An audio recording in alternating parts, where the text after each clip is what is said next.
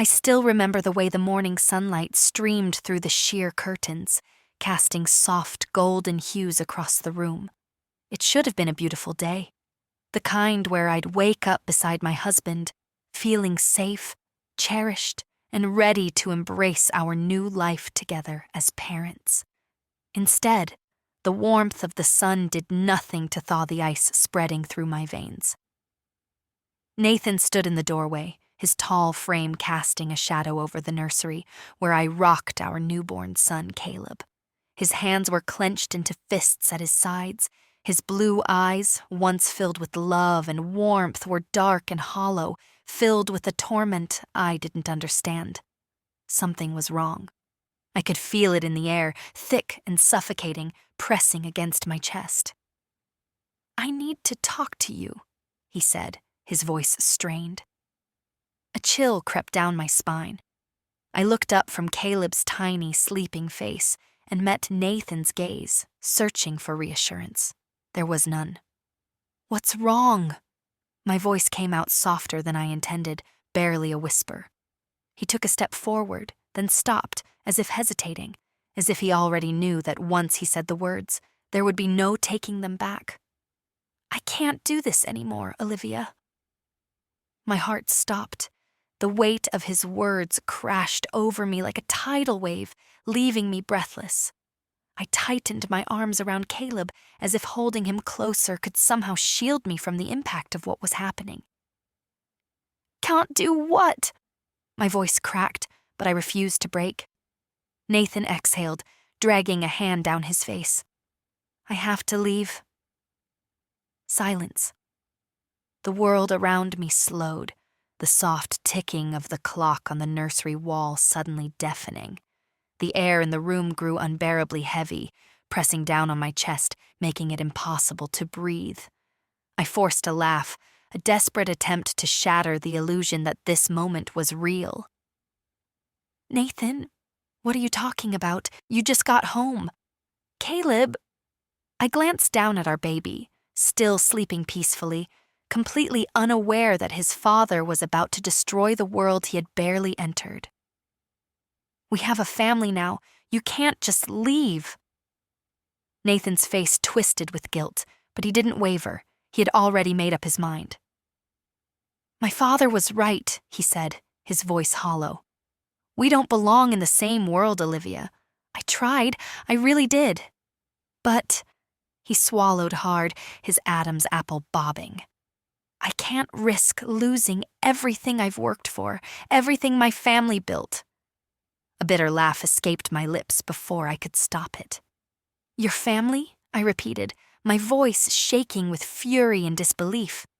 "You mean Richard Caldwell, the man who made it very clear that I was never good enough for you? The same man who tried to pay me off the second he found out I was pregnant?" Nathan flinched, but he didn't deny it.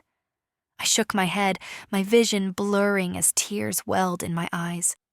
"You promised me, Nathan. You told me you'd never be like them." "I thought I wouldn't be," he admitted, his voice thick with regret. "But I can't fight them, Olivia. I thought love would be enough, but it's not." The finality in his tone struck me harder than any physical blow ever could. My chest tightened as I clutched Caleb closer, as if holding on to our son could somehow stop Nathan from walking away. I wanted to scream. I wanted to beg him to reconsider. But deep down, I knew it was useless. Nathan Caldwell, the man I had given my heart to, had already chosen his path, and it wasn't with us. As he turned toward the door, his shoulders hunched, as if the weight of his decision was crushing him, I realized something. He might be walking away now, but one day, he would regret this moment more than anything else in his life. And when that day came, I wouldn't be the one left broken. I would rise. The days after Nathan walked out blurred together in a haze of grief, exhaustion, and silent screams that never left my lips. Every corner of our apartment felt haunted by his presence, from the scent of his cologne lingering on the pillows to the baby books we had picked out together, still stacked neatly on the nightstand. I kept expecting him to walk back through the door, to tell me it was all a mistake, that he couldn't live without us. But the door remained closed, and so did my heart. I was drowning. Between the late-night feedings, the overwhelming silence, and the crushing weight of betrayal, I barely felt human anymore.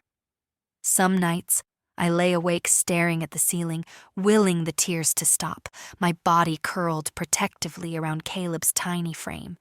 The fear of raising him alone clawed at my throat like an invisible hand. How could I do this without Nathan? How could I be both mother and father? But it wasn't just the loneliness that tormented me. It was his family. It started small. A call from an unknown number that I didn't answer. A sleek black car idling outside my apartment for longer than necessary. Then, an envelope slipped under my door. No return address, just my name written in bold, precise handwriting. I knew who it was from before I even opened it. Margaret Caldwell, Nathan's mother. My fingers trembled as I unfolded the letter, my eyes scanning over the cold, carefully crafted words. Olivia, let's not make this difficult. We both know what's best for Caleb, and it isn't the life you can give him. My offer still stands, $500,000 to disappear. A fresh start, away from all of this. You can make a new life for yourself. He can have the future he deserves. Don't be selfish. You know where to find me. My stomach twisted in rage, the paper crumpling in my fist. Selfish. They ripped my family apart, and now they wanted to buy my son. Like he was some commodity to be exchanged for their bloodline's survival. I tore the letter apart, letting the pieces fall to the floor like shattered glass. She underestimated me. They all did. The next morning, I packed up whatever dignity I had left and took Caleb with me to the one place I swore I'd never return, the Caldwell estate. The towering iron gates loomed ahead, an impenetrable fortress designed to keep people like me out. But this time, I was stepping inside not as the timid girl who once loved their son, but as the woman they had turned into a warrior. I clutched Caleb closer, my heartbeat steady, as I stepped into the lion's den. Margaret was waiting, dressed in an impeccable black suit. She sat at the grand mahogany dining table like a queen, sipping tea from an expensive china cup. She barely spared me a glance as I walked in, her cold gray eyes landing on the baby in my arms instead. You finally came to your senses, she said, her voice dripping with condescension. I assume you're here to discuss my offer? I set Caleb's carrier on the table and met her gaze head on. No, I said, my voice unwavering. I'm here to make my own offer. For the first time, a flicker of surprise crossed her face. I leaned in, lowering my voice so only she could hear. You think you can buy me off? Take my son from me? Let me tell you something, Margaret. I will burn this entire empire to the ground before I let that happen. I know your secrets, and I know how much you value your family's spotless reputation. Margaret's fingers tightened around her teacup, but I wasn't finished. If you ever come near my son again, I whispered, my voice laced with quiet fury, I will destroy everything you've built. Silence. A tense, suffocating silence that crackled between us like a live wire. Then, for the first time, I saw it, a flicker of uncertainty in Margaret Caldwell's eyes. She knew I wasn't the weak, desperate woman she had expected me to be. I was a mother protecting her child, and I would never back down. Margaret's lips curled into a slow, calculated smile, but I could see the flicker of unease behind her cold gray eyes. For the first time, she knew I wasn't afraid of her anymore. She set down her teacup with deliberate care, folding her hands in front of her as if this were nothing more than a friendly negotiation. You're making a mistake, Olivia, she said, her voice as smooth as silk, but I could hear the venom beneath it. Do you really think you can raise a Caldwell heir on your own? That's not the life he was born for. I clenched my jaw, my hands tightening protectively around Caleb's carrier. You're wrong, I said, my voice steady despite the fury burning inside me. Caleb isn't an heir to your empire. He's my son, and I won't let you turn him into one of your pawns. Margaret's smile didn't falter, but I saw her fingers twitch against the fine lace of the tablecloth. A tell. She was used to controlling everything, manipulating every situation to her advantage. But she hadn't expected me to fight back. She leaned forward, her sharp, calculating gaze locking onto mine. You don't understand what you're up against, she murmured, her voice barely above a whisper. I've built this family's legacy with my own hands, and I won't let some nobody come in and ruin it. Do you think the world will believe your story over mine?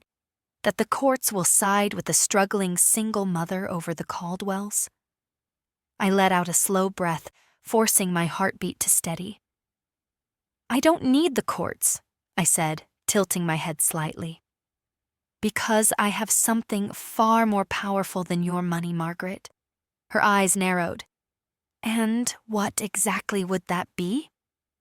I reached into my bag and pulled out the folder, the one I had been preparing since the moment Nathan walked out on us.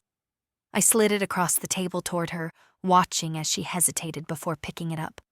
Her expression didn't change as she flipped through the pages, but I knew what she was seeing: bank transactions, emails, legal documents that tied her to fraud, tax evasion, and illegal business dealings buried under layers of deception.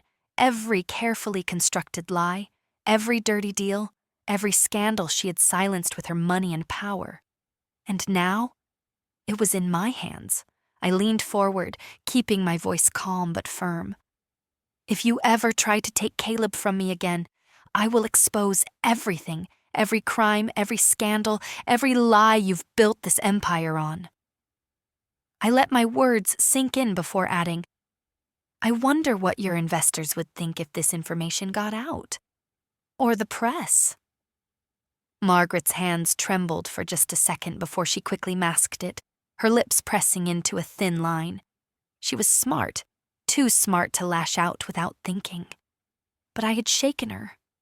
She snapped the folder shut, exhaling slowly. And what do you want, Olivia? I want you to stay away, I said simply. No more threats, no more offers, no more interference in my son's life. She let out a soft chuckle, shaking her head in disbelief. You really think you've won, don't you? I met her gaze without flinching. I don't need to win, Margaret. I just need you to know that I'm not afraid anymore. A long, tense silence stretched between us before she finally gave a slow nod, standing from her chair. Fine, she said coolly. For now. I watched her walk away, her spine stiff, her pride intact. But I knew. I had just declared war. I barely had time to breathe after my confrontation with Margaret before the first blow came. It arrived in the form of a legal notice, hand-delivered to my doorstep by a man in an expensive suit. The moment I opened the door, my stomach twisted into knots. The envelope was crisp, the paper inside thick and embossed with the Caldwell family crest. I knew exactly what it meant before I even opened it. Margaret had declared war. I ripped the envelope open with shaking fingers, my eyes scanning the words that threatened to rip my life apart. Petition for custody of Caleb Caldwell. I felt the air leave my lungs as I read through the document. Margaret was suing for full custody, not joint custody, not visitation rights. She was trying to take my son away from me completely. The reasoning: unfit parenting, financial instability, lack of suitable living arrangements. She had painted me as a struggling, incapable mother, one who was too weak to provide the life Caleb deserved. I gripped the paper so tightly my knuckles turned white. How dare she? I had fought tooth and nail to build a life for Caleb and me. I had worked endlessly, sacrificing sleep and comfort just to make sure my son had everything he needed. And now, Margaret wanted to erase all of that, to act as if I was nothing more than a footnote in my own child's life. Number. She might have thought I would break. She might have assumed I would crumble under the weight of her power, just like so many others had. But she didn't know who I had become. I wouldn't let her win. I grabbed my phone and called the only person I knew could help, Ava Reynolds, a fierce family attorney known for never losing a custody battle. She picked up on the second ring. "Olivia," she said, a note of concern in her voice. "What's going on?" I swallowed hard, trying to keep my voice steady. "Margaret Caldwell just filed for full custody of my son." There was a sharp intake of breath on the other end of the line, followed by a low curse. "I'll be at your place in 20 minutes, Ava said without hesitation. I hung up and turned to Caleb, who was sitting in his playpen, completely unaware of the storm that was brewing around him. His chubby fingers gripped a stuffed bear, and when he caught me looking, he gave me a toothless, innocent smile. This was what I was fighting for. By the time Ava arrived, I had already gathered every document I had: proof of income, apartment lease, medical records, anything that showed I was a fit mother. Ava sat across from me at the dining table, flipping through the papers with a furrowed brow. "This is bad," she admitted, her voice low. "Margaret has connections, and you know as well as I do that the courts tend to favor stability over sentiment. If she convinces the judge that Caleb would have a better life with her, we could lose this case." My heart pounded, but I forced myself to remain calm. "Then we don't let that happen," I said firmly. Ava looked up, studying me for a long moment before nodding. "All right," she said. "Then we fight." What neither of us realized at the time, though, was that Margaret Caldwell had already planned her next move, and it was about to change everything. The day of the custody hearing arrived faster than I expected.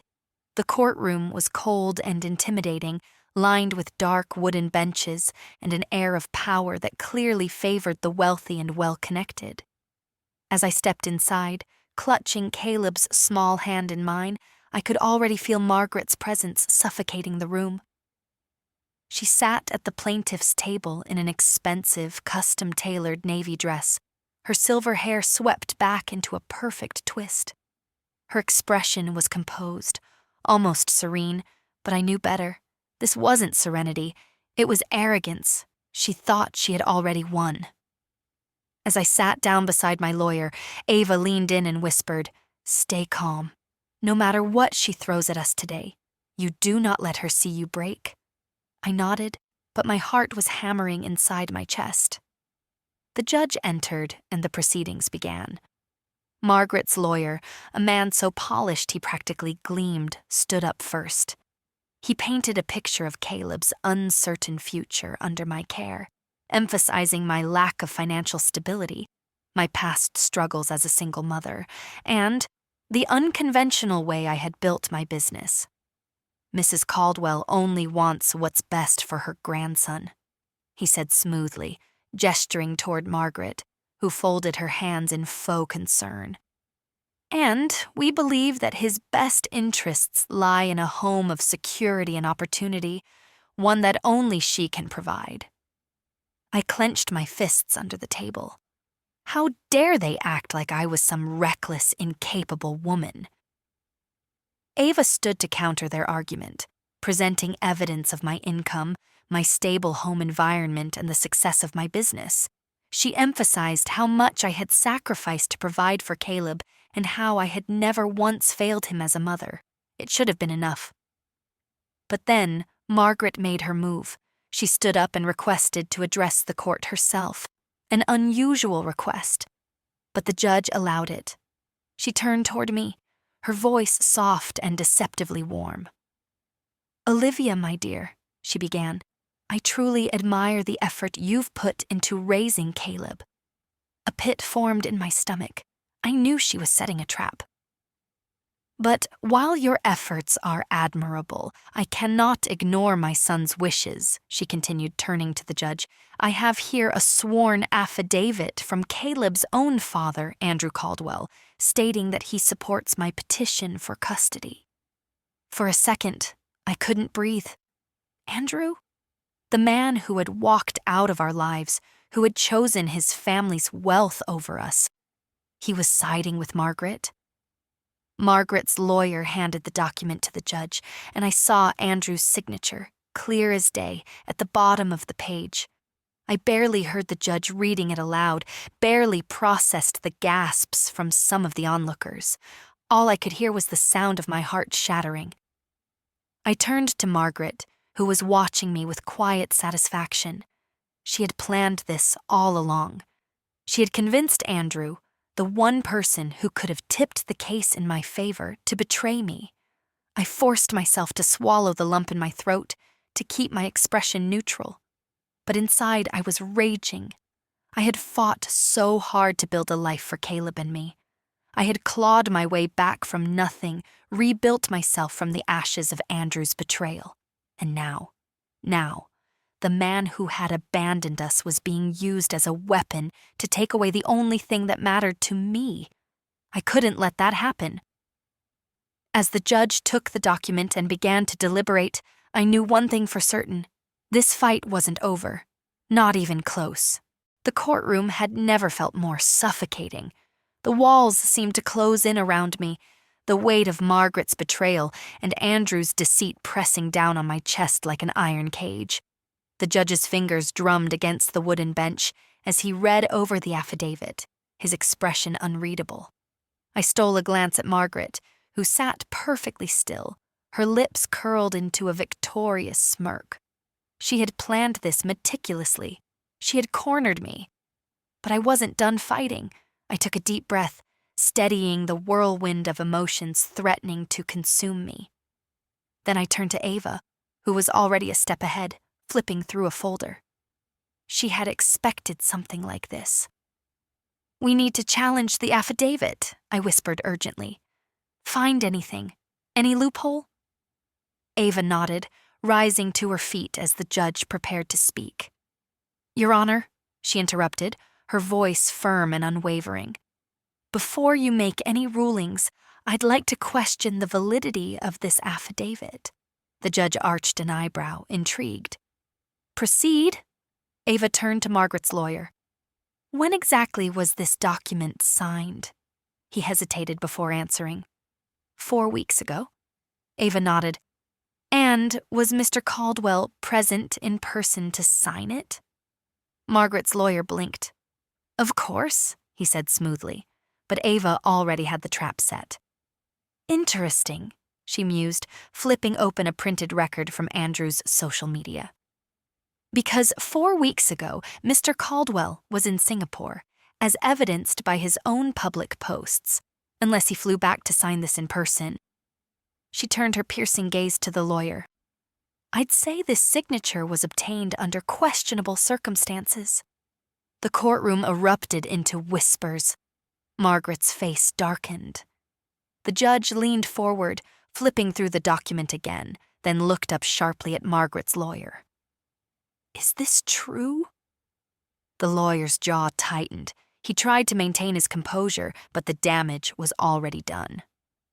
"Your Honor," Ava continued, pressing the advantage, "if Mr. Caldwell had any genuine concerns about his son's well-being, he could have appeared in person today." "But he hasn't. Instead, we have a suspiciously timed affidavit with questionable authenticity." She turned to face the judge directly. "I motion to have this affidavit dismissed." I held my breath. The judge studied the paper for what felt like an eternity before sighing and setting it aside. "Motion granted," he declared. Margaret's fingers clenched into fists, but Ava wasn't finished. "Furthermore, Your Honor," she added, her voice gaining strength, My client has proof that Mrs. Caldwell's intentions regarding this custody case are not in the child's best interests, but rather a means of control and power. She reached into her briefcase and pulled out bank records. I didn't even know what Ava had found, but I trusted her. Here, Ava continued, sliding the documents to the judge. We have records of a trust fund established under Caleb's name, funded by the Caldwell estate. However, the legal guardian assigned to control these funds is not Olivia Hudson, his mother, but rather Mrs. Margaret Caldwell herself. Gasps echoed through the room. Margaret's smug confidence cracked. The judge peered down at the documents, his expression growing colder by the second. Mrs. Caldwell, he said, his voice sharp, can you explain why you've set up financial accounts under your grandson's name without his mother's knowledge? Margaret opened her mouth, but for the first time she had nothing to say. I didn't hide my smile. I had won. Margaret had played dirty, but she had underestimated me. And now, as the judge turned his attention back to the case, I finally felt the tide shift in my favor. This wasn't just a battle for Caleb anymore. This was a war for my freedom. And I was finally about to win. The silence in the courtroom was deafening. Margaret Caldwell. The woman who had tried to strip me of everything, who had pulled strings behind the scenes, who had whispered poison into Andrew's ears for years. Sat frozen, her once composed expression crumbling as the judge's gaze bore into her. I watched as her hands clenched around the armrests of her chair. For the first time, she was losing. The judge set the financial documents down, his expression unreadable. Mrs. Caldwell, I'm giving you one chance to explain why you took these actions without the child's mother's consent. Keep in mind that falsifying financial records and attempting to manipulate legal custody for personal gain could have serious consequences. Margaret swallowed, her jaw tightening. She was cornered, and she knew it. My only concern is Caleb's well-being, she finally said, her voice measured but trembling underneath. A single mother, struggling to provide for him, cannot possibly offer the life he deserves. I was simply securing his future. I scoffed under my breath. Her lie was so smooth, so well practiced, but not this time. Ava didn't even hesitate. Mrs. Caldwell, if that were true, then why did you set yourself as the sole trustee of his inheritance instead of his father? Margaret's face turned a shade paler. That is, Ava cut her off. Let me answer for you, because it was never about Caleb's well-being. It was about power, control. You wanted to dictate how this boy would be raised, how Olivia would be forced to obey your every demand, all while using Caleb's inheritance as leverage over both of them. The tension in the room crackled like lightning before a storm. The judge sighed and leaned forward, folding his hands in front of him. I've heard enough. This court has always prioritized the best interests of the child above all else. He turned his sharp eyes on Margaret. And I do not believe that removing Caleb from his mother's care aligns with that principle. I exhaled slowly, my fingers gripping the table in front of me. It was happening. The judge continued, his voice unwavering. Given the evidence presented today, particularly the unethical financial arrangements made without legal consent, I am dismissing the petition for full custody immediately. A shudder ran through me, the words I had fought so hard to hear. But he wasn't done. Furthermore, I find Mrs. Caldwell's actions highly inappropriate and manipulative. I am ordering a formal investigation into her handling of the trust and financial affairs regarding Caleb. Additionally, any future involvement in Caleb's guardianship will require strict court supervision. I almost collapsed in relief. Margaret's mouth fell open slightly, her face turning red with barely contained rage. She had never been held accountable for anything before, and now, in front of a judge, in front of Andrew, in front of the entire courtroom, she was powerless. I turned my head slightly to glance at Andrew. He sat there, his face blank, his hands clasped together. He had never expected this. This was the moment where he should have stepped in, where he should have fought for his mother, but he didn't, because even he knew that she had gone too far. The judge's final ruling was clear. Sole custody remained mine. Any further interference from Margaret would result in immediate legal consequences. It was over.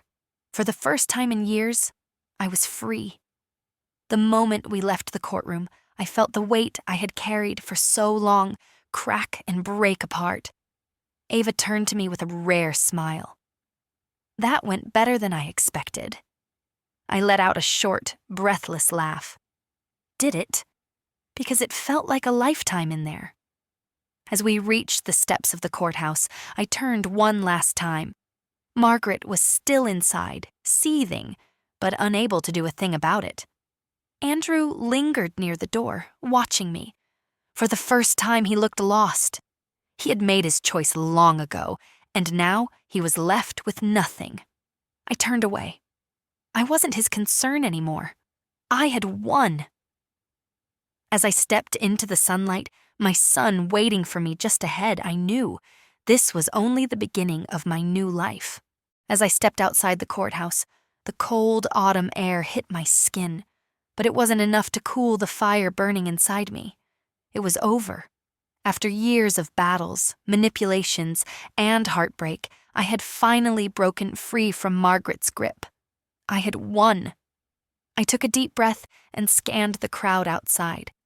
Caleb was a few steps ahead, holding Ava's hand, his innocent face beaming as he caught sight of me. My heart clenched. This was for him.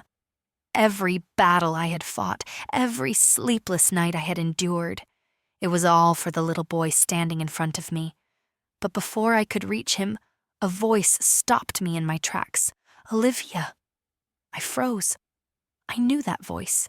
Even after all this time, after all the pain, I would recognize it anywhere. Slowly, I turned. Andrew.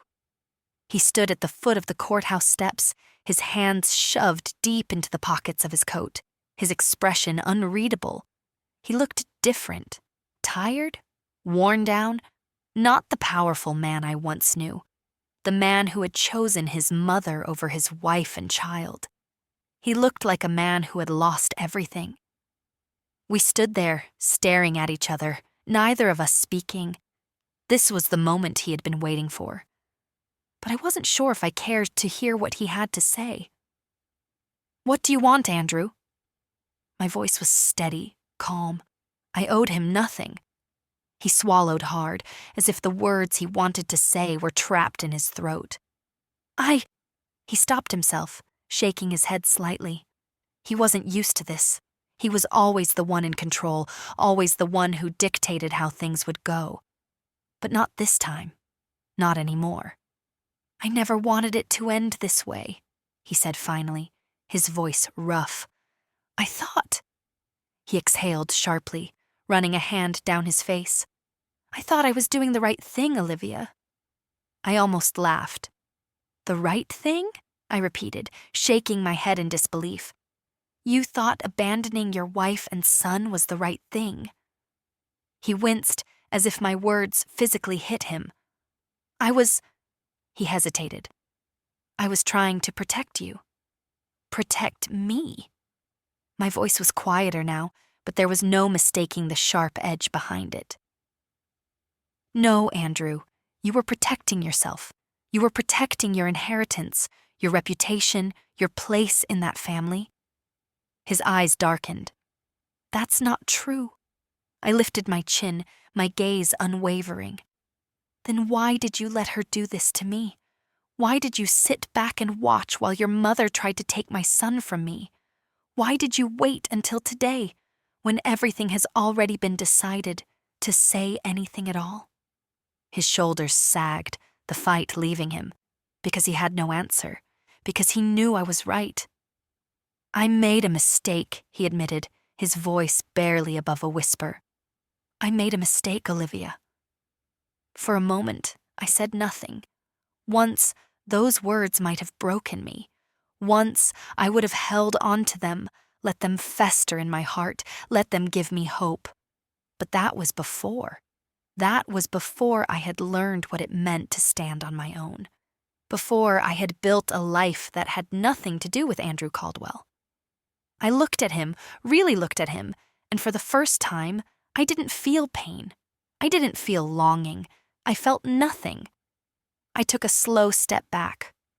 I don't care, Andrew. His breath caught. What? I don't care that you made a mistake, I said, my voice steady. I don't care that you regret it, because I don't regret a single thing. I could see the panic flash in his eyes, the way his fingers twitched at his sides. Olivia, please. No, I shook my head. You had years to make things right. Years. And you didn't. I stepped back again, letting the finality of my words settle between us. You're not a part of my life anymore, and you never will be. For a long time, he just stood there, silent, defeated. And then, slowly, he nodded. He had finally understood. Without another word, I turned around and walked away. As I reached Caleb, he reached for my hand, his small fingers curling around mine.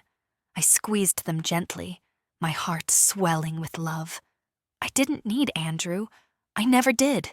And I never would again. Life doesn't always go the way we expect, but how we face adversity defines who we become. Olivia's journey is a testament to resilience, strength, and the power of self-worth. She was abandoned at her weakest, left to fight alone. But she didn't let betrayal define her. Instead, she rebuilt herself, rose from the ashes, and found happiness without the man who once controlled her world. This isn't a story about revenge. It's a story about growth, empowerment, and realizing that true happiness comes from within. Olivia didn't need Andrew to complete her. She discovered that everything she needed had been inside her all along. What do you think about Olivia's journey? Do you believe Andrew truly regretted his choices, or was it just guilt? Would you have handled the situation differently? Share your thoughts in the comments below. If you enjoyed this story, don't forget to hit that like button, subscribe to the channel Men's Cheating Story, and turn on notifications so you never miss the next episode. There's so much more to come. Stories of betrayal, heartbreak, and redemption that will keep you on the edge of your seat. See you in the next video.